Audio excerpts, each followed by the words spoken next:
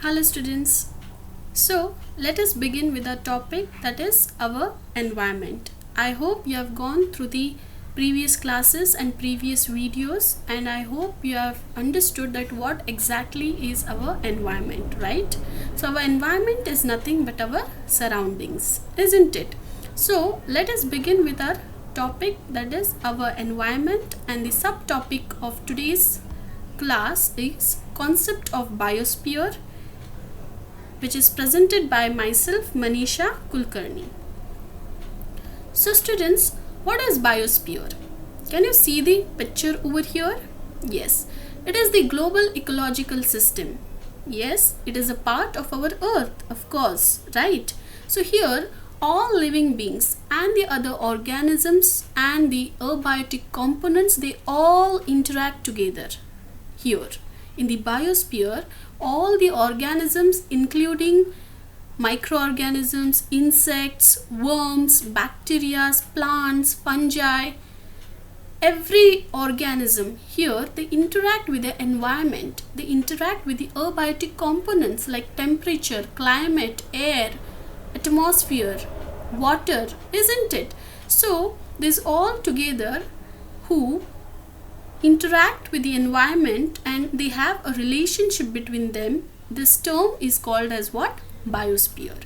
So usually it is defined as the thin outer layer of the earth which is capable of supporting life, and that is why our earth is called as a unique planet. Do you agree with this? Very good. So students, how the term biosphere came into existence? Yes, this term was coined by geologist, that is Edward Suess, in 1875, which he defined as the place on the earth's surface where life dwells. Yes, it is the place on the earth's surface where the life supports, where the life dwells means the life exists, right? So this term was coined by the Edward Suess, who was a geologist, and he tried to term it as a biosphere. So if you see this picture, what all things you see here? You already know that our earth is made up of three important layers, three important spheres. That is lithosphere, which is comprised of land or rock, hydrosphere, which is comprised of water, and atmosphere, that is comprised of different kinds of gases and particles present in the air. And these all together, they contribute as a biosphere. Right, students? Very good. So as we are studying this term in ecology, we must understand that what is the meaning of ecology. It is given by the German biologist Haeckel in 1869. What does that mean? So ecology is derived from Greek word, that is ecos. What is meaning of ecos? That is house or habitat or the place of living. And what is meaning of logos? That is study. So do you agree that our earth is a house? Yes, it is a house where we all live, isn't it? So we all live together in a house called earth, and the study of earth is nothing but ecology. So it is defined as the study of interrelationship of different organisms with each other as well as with their environment, and it is concerned, or it applies to both animals and plants living on the earth. So can you see the picture over here? Yes. So this picture resembles the cyclic nature of the environment, or you can say the energy flow takes place in terms of cyclic nature. For example, let me explain. If you see here plants, the plants take the light energy or the sun's energy, isn't it? And this energy they use to prepare their food by the process of photosynthesis. Further, these plants who prepare their food is consumed by the primary consumers. For example, human beings also. Yes, so we are the primary consumers who take the plants, who eat the plants. They are also called as what? Herbivorous, who eat or who depend on the plants. The secondary consumers are the carnivorous animals who depend on the animals or the other organisms who are indirectly again dependent on the plants, right? So when these plants and animals they are dead, they are acting as a decomposer. They act as a decomposer, means they get decomposed or they get completely dissolved in the soil, and they act as a decomposer, means they provide minerals and nutrients to the soil, which in turn is again taken by the plants to prepare their food. So isn't it a great cycle? Yes. So let's begin with the levels of organization. What are different levels of organization in the environment?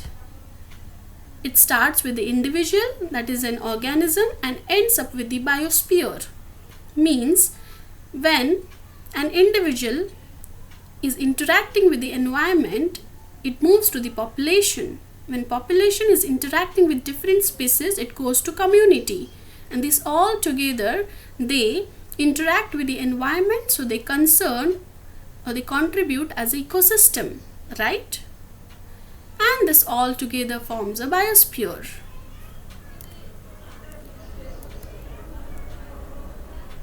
See, these are the different levels of organization. Let us begin one by one. The picture over here resembles the different levels of organization of a particular organism. What is an organism? Yes, it is an individual animal, or it is a plant or a single cell life form. So it can be either a plant or an animal, right? Or it can also be a single cell life form like amoeba, paramecium, chlamydomonas, etc. These all contribute as a single organism or an individual. So if you see picture over here, it is an animal. Which animal is it? It is a zebra, and it is a single organism. So what forms a population? A group of organisms of the same species that live together. So if you see a single zebra, it will breed the another one and the another one, and the process goes on, right? So this group of organisms having same species who lives together, they are called as what? The population. So here is a population of zebra who are living together, right? Then what is a community? It is a group of organisms who live in the same place and they share the same characteristics. So if you see the picture over here, there are different kinds of animals who live at the same place and they share the same characteristics. What characteristics do they share in common? They are herbivorous, right? If you see deer, zebra, elephant, they all are herbivorous. They live in water as well as on land. So these are some of the common characters they share together, and so these organisms come under community. So as we are studying this in ecosystem, this all together makes an ecosystem. We must know what is ecosystem. So our ecosystem is made up of a community of organisms and the abiotic environment of the community, that is, all the living organisms are interacting with the non-living organisms to form a community, to form an ecosystem. So an ecologist studying the ecosystem could examine how organisms interact as well as how temperature, precipitation and soil affects the organism. So these all are the abiotic components. So this is the picture, a beautiful picture where we can see our ecosystem, our environment. Right? I hope all of you love your environment, and it is your responsibility to keep your environment clean, your ecosystem clean. Thank you students for watching this. I hope you understood what is ecosystem and what all things come under the ecosystem. So thank you students.